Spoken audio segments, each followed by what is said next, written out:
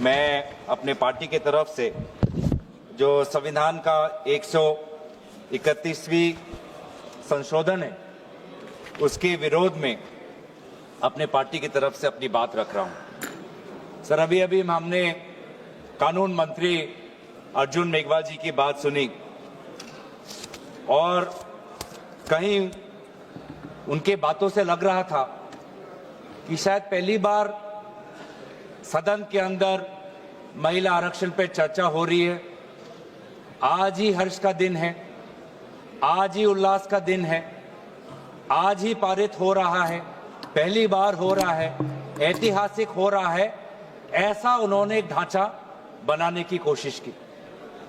लेकिन आज से ही 3 साल पहले तब आदरणीय गृह मंत्री जी उस समय भी ऐसी ही बातें उन्होंने की। और अगर आप दोनों के वक्तव्यों को सुनेंगे तो मुझे लगता है कि 90% आदरणीय गृह मंत्री जी ने उस समय जो कहा वही आज कानून मंत्री जी ने पढ़ के हमको दोबारा सुनाया। उस समय भी आदरणीय गृह मंत्री जी ने हम सबको श्री गणेश करने के लिए आह्वान जलाया था कि आइए, इससे 2023 से पहले 5 बार महिला आरक्षण पर विभिन्न प्रकार के कानून लाए गए हैं। इस बार तो प्रधानमंत्री मोदी जी उन्होंने एक सशक्त कदम लिया है, इस बार हो जाएगा। उस समय भी ऐसी बातें थी और उस समय भी हमने यही बात की थी जो हम आज आपके सामने कर रहे हैं कि हमारी पार्टी कांग्रेस पार्टी महिला आरक्षण के पक्ष में है, पर कृपया महिला आरक्षण को आप सरल करिए ताकि महिला आरक्षण जिस समय कानून पारित हो उसी समय लागू हो जाए और 500 जो हमारे 543 है लोकसभा की जो वर्तमान जो हमारी ताकत है उस पर लागू हो जाए, उसको परिसीमन के साथ मत जोड़े। उस समय भी ये बात कही, आज भी हम ये बात कह रहे हैं। उस समय भी हमने ये बात कही थी। लोकसभा में आदरणीय हमारी कांग्रेस दल की नेत्री श्रीमती सोनिया गांधी जी ने यही बात कही थी कि हम महिला आरक्षण के पक्ष में हैं, पर इसको आप परिसीमन के साथ मत जोड़िए। और अगर आप महिला आरक्षण आप वर्तमान उस समय में 2024 के इलेक्शन में ही लागू करिए, उस समय भी हमने ये गुहार की थी। उस समय हमको आदरणीय गृह मंत्री जी ने कहा कि नहीं, डिलिमिटेशन कमीशन करना पड़ेगा। और मैं आदरणीय गृह मंत्री जी को मैं उनका जो स्पीच है उनके उसके ही मैं भाषण में एक लाइन उन्होंने कही थी जो मैं आपको इस सदन के इस चर्चा में लाना चाहता हूं। उन्होंने खुद कहा कि जैसे ही लोकसभा चुनाव पारित हो जाएगा, मतलब 2024, उन्होंने खुद कहा कि जैसे ही लोकसभा चुनाव पारित हो जाएगा तुरंत जनगणना होगी, तुरंत परिसीमन होगा, तुरंत महिला आरक्षण लागू होगा। अब 3 साल में ऐसी क्या बात बिगड़ गई? 3 साल में ऐसा क्या बदलाव आया कि लोकसभा चुनाव के बाद बस 2 साल ही हुए हैं और अगर आप इस विधेयक के statement of objects and reasons पढ़ें तो खुद आज सरकार यह कह रही है कि जो अगला जनगणना होगा, जो अगला परिसीमन होगा, उसमें काफी समय होगा, काफी समय लगेगा और काफी उसमें डिले होगा। ये दोनों बात अलग है। स्वयं 3 साल पहले गृह मंत्री अमित शाह जी ने सदन में परिसीमन और जनगणना को महिला आरक्षण के साथ जोड़ते हुए हम सबको आश्वासन दिया कि जैसे ही अगली सरकार आएगी तुरंत जनगणना होगी, तुरंत परिसीमन होगा। और आज भी ये कह रहे हैं कि परिसीमन का जनगणना का काम शुरू हो गया। अभी कुछ समय पहले आदरणीय गृह मंत्री अमित शाह जी ने कहा कि घरों की संख्या शुरुआत हो गई, घरों की संख्या कितनी है शुरुआत हो गई। और फिर व्यक्तिगत जनगणना उसकी शुरुआत होगी। तो क्यों आपने ही बिल में कह रहे हैं कि अगला जनगणना, अगला डिलिमिटेशन एक्सरसाइज में काफी समय लगेगा, तो इसका हम क्या समझे? इसका हम ये समझ सकते हैं कि कहीं ना कहीं आप वास्तविक रूप से महिला आरक्षण के पक्ष में नहीं हो। आप बार बार महिला आरक्षण में विभिन्न प्रकार के अटकलें ला रहे हो ताकि महिला आरक्षण को और पीछे किया जाए। और बाद में हो, जो बात आसानी से हो सकती है, जो बात सरलता से हो सकती है, उसमें आप बार बार पेचीदा अटकलें लाके उसमें आप विलंब ला रहे हो। तभी आप 2023 में अगर आप हमारी बात सुनते तो 2024 में महिला आरक्षण आ जाता। और आज भी हम कह रहे हैं कि इस महिला आरक्षण को आप परिसीमन के साथ मत जोड़ो, महिला आरक्षण लाओ। वर्तमान में जो हमारी ताकत है 543, उसी पे आप लागू करो, हम पूरा आपका समर्थन करेंगे। 2029 में लाना चाहते हो, कृपया लाइए।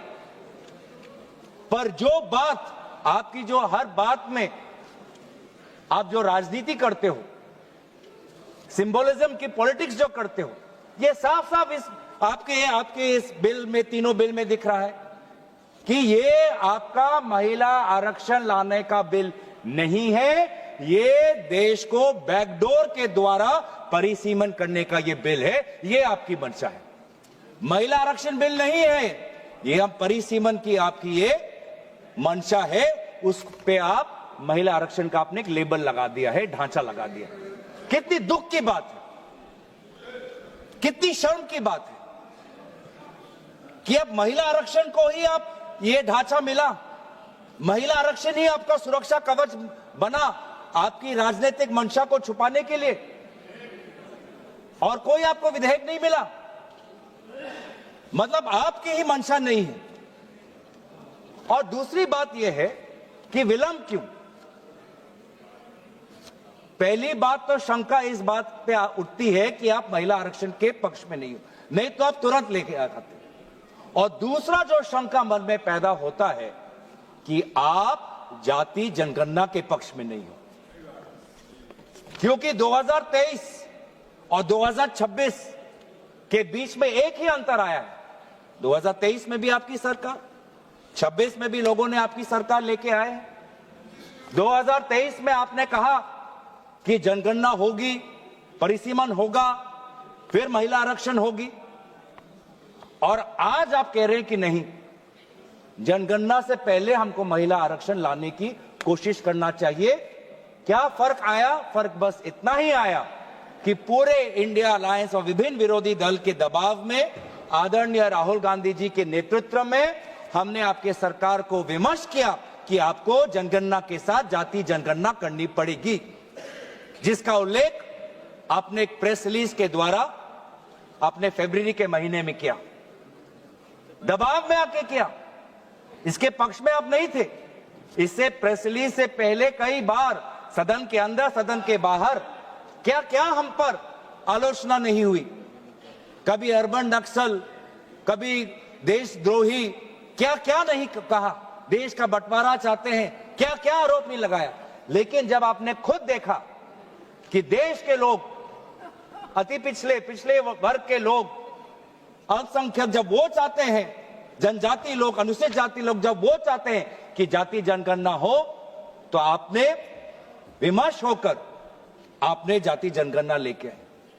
अब आप वो जाति जनगणना को नहीं करना चाहते, आप नहीं लागू करना चाहते। अभी भी समय है, 2026 है, आप कह रहे हो कि काम आपका शुरू हो गया है, तो आपको क्यों लगता है, आपने क्यों यहां पे लिखा है कि कंसिडरेबल टाइम लगेगा और पार्टिसिपेशन ऑफ वुमेन जो है हमारे पॉलिटिक्स में वो डिले हो जाएगी? मतलब आप जाति जनगणना के पक्ष में नहीं हो। साफ साफ आपका उद्देश्य, आपकी राजनीति यहां पे है। मैं पढ़ देना चाहता हूं। The next census and consequential delimitation exercise thereafter will take considerable time and thus delay the effective and dedicated participation of women in our democratic polity. Hence, the objective of the proposed bill is to operationalize 1/3 reservation for women through a delimitation exercise to be undertaken on the basis of the population figures of the latest published census. ये क्या तरीका है कि महिला आरक्षण को लागू करने के लिए आप एक डिलिमिटेशन को बुलडोज कर रहे हो, आप डिलिमिटेशन। आप जो ये बिल में आप जो ये संख्या लाए हो क्लॉज 3 में कि आर्टिकल 81 ऑफ कॉन्स्टिट्यूशन में संशोधन आना चाहिए कि 815 मेंबर्स आने चाहिए, कहां से आया ये संख्या किसने निर्धारित किया? सरकार। और इसीलिए तो हम इस बिल का विरोध कर रहे हैं कि आज सरकार अपने आप, जो संविधान में लिखा हुआ है कि जो अगला सेंसस होगा 2026, उसके बाद डिलिमिटेशन होगा, आज सरकार ने वो संविधान का पूरा आर्टिकल 81 को खत्म करके खुद अपने आप को ताकत दे रहा है कि नहीं, सेंसस के लिए नहीं हमको रुकना, और अपने आप हमने चुन लिया कि 815 करना है। ये संख्या कहां से आया? नागपुर से आया? किसी शाखा से आया? कहां से आया? कोई सरकारी दस्तावेज, कोई पार्लियामेंट्री पेपर, कोई पार्लियामेंट्री कमेटी की रिपोर्ट, कहां से आया 815 नंबर? क्या आसमान से टपक गया? कहां से आया? यही तो हम जानना चाहिए। इसलिए तो हम कह रहे हैं कि सरकार के पास इस विधेयक को इंट्रोड्यूस करने की लेजिस्लेटिव कॉम्पिटेंस है ही नहीं, कि वो सरकार अपने आप कैसे तय कर ले कि पार्लियामेंट की सदन की संख्या कितनी बढ़नी चाहिए, अपने आप बिना सेंसस की। तो बार बार ये हमको पता चलता है कि आप डिलिमिटेशन को एक राजनीतिक अस्त्र के रूप से, आप इसको एक हथियार के रूप से आप इसको व्यवहार करना चाहते हैं, जो मंशा नहीं थी। जो हमारे संविधान के निर्माता थे, डिलिमिटेशन किसी राजनीतिक दल के राजनीतिक हथियार के रूप में निर्माण करना उनका मंशा नहीं था। डिलिमिटेशन की मंशा क्या थी कि जैसे जैसे जनसंख्या बढ़ेगी, प्रशासन के लिए, सुशासन के लिए हम अपने डिलिमिटेशन अपने विधानसभाओं का, लोकसभा क्षेत्रों का ऐसा करें ताकि लोगों को प्रशासनिक सुविधा मिले, ताकि सुशासन सुचारू रूप से हो। इस उद्देश्य से डिलिमिटेशन हुआ था। लेकिन हमने देखा है कि इस सरकार के द्वारा किस प्रकार से डिलिमिटेशन को, किस प्रकार से एक निजी और काफी निम्न स्तर की राजनीतिक अस्त्र इसको बनाया गया है। मैं 2 प्रदेशों का उदाहरण देना चाहता हूं कि कैसे आज डिलिमिटेशन का व्यवहार किया जा रहा है। एक जम्मू कश्मीर, दूसरा असम, दोनों प्रदेशों में डिलिमिटेशन, दोनों प्रदेशों में। और एक में क्या हुआ, जम्मू कश्मीर के जब आपने परिसीमन की तो वहां पे आपने डिलिमिटेशन कमीशन बैठाई और वहां पर आपने सेंसस, कौन से सेंसस का आपने इस्तेमाल किया? 2011 का। और दूसरे तरफ आपने असम में परिसीमन की, वहां पर परिसीमन की दायित्व खुद केंद्र चुनाव आयोग ने ले ली, और वहां पर परिसीमन के सेंसस के आधार पर हुआ 2001 पर। आप सोच समझ सकते हो कि भारत में 21वीं सदी में 2022 से 2023 में लगभग वो 1-1.5 वर्ष के कार्यकाल में भारत के 2 प्रदेशों में परिसीमन हो रहा है। एक 2011 के सेंसस के आधार पर, एक 2001 के आधार पर, एक जगह डिलिमिटेशन कमीशन, एक जगह चुनाव आयोग। तो साफ साफ पता चलता है कि ये डिलिमिटेशन किसी प्रकार से नागरिकों को, आम नागरिकों को सुविधा देने के लिए नहीं, डिलिमिटेशन बस आप अपने राजनीतिक सत्ता को और मजबूत करने के लिए, अपने राजनीतिक जड़ों को मजबूत करने के लिए आप इसका इस्तेमाल कर रहे हैं। डिलिमिटेशन का तात्पर्य क्या था कि हर जो क्षेत्र हो, चाहे लोकसभा क्षेत्र हो, चाहे विधानसभा क्षेत्र हो, उसकी जनसंख्या लगभग समान होनी चाहिए। मैं बताऊं असम में क्या हुआ। असम में एक लोकसभा है 14 लाख लोगों का और एक लोकसभा है 26 लाख लोगों का। 26 लाख लोगों का। ये किसकी सुविधा देख रहे हो? किसकी सुविधा देख रहे हो? आम नागरिकों की तो नहीं हो सकती, क्योंकि वो 26 लाख का लोकसभा क्षेत्र इतना बड़ा है, वो किसी प्रकार से किसी ना प्रशासनिक रूप से ना सुशासन के रूप से वो किसी का फायदेमंद हो सकता है। ऐसा डिलिमिटेशन हुआ है सर कि एक विधानसभा में कहीं 4 जिला परिषद और कहीं 2 जिला परिषद। ऐसा डिलिमिटेशन हुआ है कि एक पंचायत में 10 वार्ड, 2 वार्ड एक विधानसभा में, 3 वार्ड दूसरे विधानसभा में, 3 वार्ड चौथे विधानसभा में। यह है परिसीमन। और अफसोस की बात, इसको हम चैलेंज नहीं कर सकते। और यही जो आज इस प्रकार को अमेरिका में कहते हैं जेरीमैंडरिंग, पूरा कंप्लीट पॉलिटिकल एक्सप्लॉयटेशन, कि कोई एक ज्योग्राफिकल कंटिग्यूटी होती है सर। डिलिमिटेशन में एक और चीज होती है कि geographical, besides administrative efficiency, geographical contiguity होनी चाहिए। लेकिन आज आपने ऐसे क्षेत्र बनाए हैं कि एक नदी के इस पार और एक गांव पहाड़ के उस पार।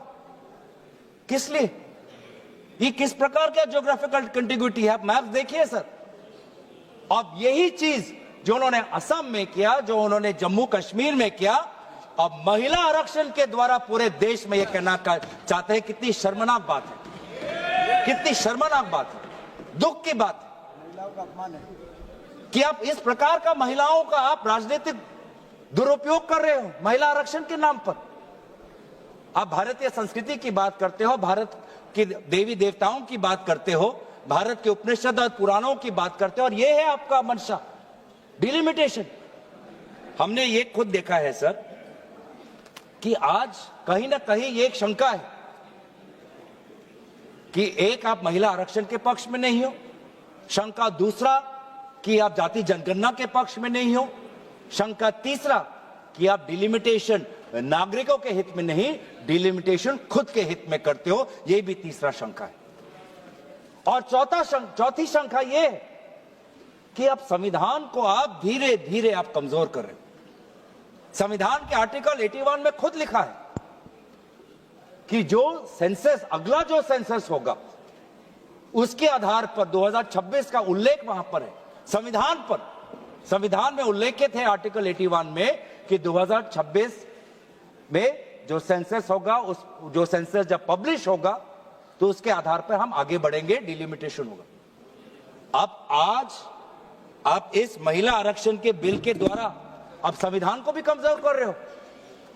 जो 2026 की जो बात आर्टिकल 81 में है, आप उसको भी आप कमजोर करके कह रहे हो कि जब सदन कोई कानून लाएगा तब उस कानून में जिस सेंसस की बात होगी उस सेंसस के आधार पर हम परिसीमन करेंगे। मतलब जो बात संविधान में लिखी है, जिस बात को चाहे किसी दल की सरकार आए उस बात को अमल करना है, आपने उस संवैधानिक सुरक्षा को कमजोर कर आपने एक ऐसा कानून लाना चाहते हो कि सदन में जिसकी ताकत, सदन में जिसकी बल, वो निर्धारित करेगा कि किस सेंसस के आधार पर परिसीमन हो। वाह, तो किस प्रकार से संविधान के पक्ष में हो? ये बिल महिला विरोधी है, ये बिल जाति जनगणना विरोधी है, ये बिल संविधान विरोधी है, ये बिल जो हमारे पूरे प्रदेश का, पूरे देश का जो फेडरल स्ट्रक्चर है उसके विरोध, फेडरल स्ट्रक्चर के विरोध। सर, हमारे अध्यक्ष महोदय,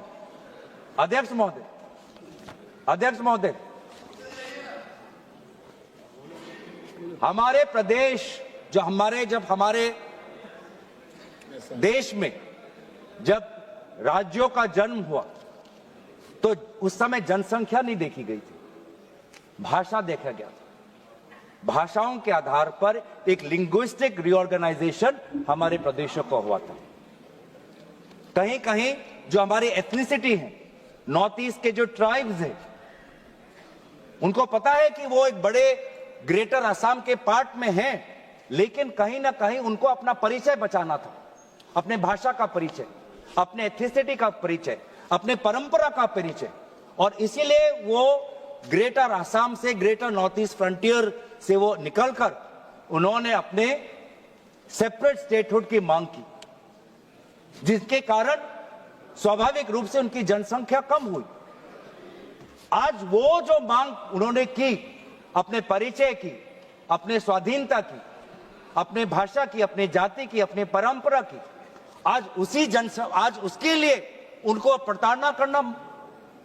प्रताड़ित किया जा रहा है, क्योंकि जनसंख्या के आधार पर उनकी कभी ताकत इतनी होगी नहीं कि सदन के अंदर कोई नागालैंड में का होकर बुलंद अपनी आवाज रखे, कोई अरुणाचल का होकर बुलंद अपनी आवाज रखे, कोई मिजोरम का होकर बुलंद अपनी आवाज रखे। आज भी हमारे भारत देश में कई ऐसे प्रांत हैं जो स्टेटहुड की मांग कर रहे हैं। गोरखा का एक मांग है, सेपरेट स्टेटहुड की मांग कर रहे हैं। और आज जब वो सेपरेट स्टेट होंगे तो उन्हीं की जो जनसंख्या है उनके कारण उनको कमजोर किया जाएगा। तो आपने जो एक विषय है, जिस विषय पर हमारे केसी वेणुगोपाल जी ने कहा कि हमारे जो पूर्व प्रधानमंत्री है स्वर्गीय इंदिरा जी, स्वर्गीय अटल जी, उन्होंने पूरे जो हमारी फेडरल बैलेंस है, संतुलन है, उसको बचाने के लिए फ्रीज डाला था पॉपुलेशन सेंसस में 1976 और 2001 में। एक बड़े एक सोच के साथ आज आप उनसे भी परे हो रहे। आप तो कांग्रेस के स्वर्गीय प्रधानमंत्री इंदिरा जी से तो बड़े अपने आप को समझते हो, आप स्वर्गीय अटल जी से भी अपने आप को बड़े समझते हो, जो एक अटल जी से भी, स्वर्गीय अटल जी से भी अपने आप को आप बड़े स्टेट्समैन समझते हो। तो जो आज ये पॉपुलेशन की जो बात है, एक संतुलन की बात है, जिसको मैं काफी बारीकी से समझना है। फेडरल स्ट्रक्चर को के बैलेंस को पकड़ने के लिए बहुत सबको साथ, सारे प्रदेशों के मुख्यमंत्री, सारे विभिन्न दलों के साथ बातचीत करनी है। उसको आप महिला आरक्षण के नाम पर सबके बुलडोज कर रहे हो आप। हम दोबारा आपको कह रहे हैं, लाइए महिला आरक्षण, हम इसके विरोध में नहीं है, महिला आरक्षण लाइए, लेकिन ये परिसीमन के अटकेले और इस परिसीमन के जाल से इसको बाहर निकालिए, सरल करिए, आसान करिए, लागू करिए, ताकि हम सब देख पाए। इससे महिला आरक्षण के द्वारा आप अपने राजनीतिक रोटियों को मत सेकें।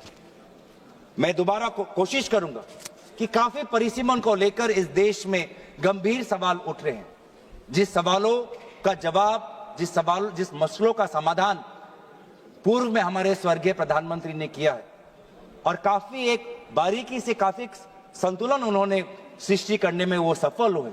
उस संतुलन को आप अपने राजनीतिक रोटी के लिए, अपने राजनीतिक मुनाफा के लिए भारत के उस संतुलन को मत बिगाड़िए, मत बिगाड़िए।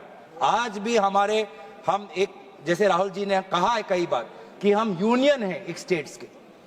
इस यूनियन में चाहे स्टेट की जनसंख्या बड़ी हो या स्टेट की जनसंख्या कम हो, जनसंख्या के आधार पर उनको राजनीतिक रूप से उनकी ताकत को आप कम मत करिए या बढ़ाइए मत। सबको तवज्जो मिले, भारत की जो हमारी अखंडता है वो अमल रहे और भारत हमेशा सशक्त रहे। इसीलिए परिसीमन पर गंभीर चर्चा हो और इस प्रकार से बुलडोज ना करे। महिला आरक्षण पर आप उसको इस ढांचे से निकाल एक सरल बिल लाइए, जो आप हमारे इस सुझाव को कबूल करिए। इसलिए आपने इस प्रकार के गैर संवैधानिक, गैर महिला, गैर जाति जनगणना, गैर जो हमारे संघीय ढांचे के खिलाफ बिल लाने के कारण हम पुरजोर तरीके से इस बिल का विरोध करते हैं। धन्यवाद।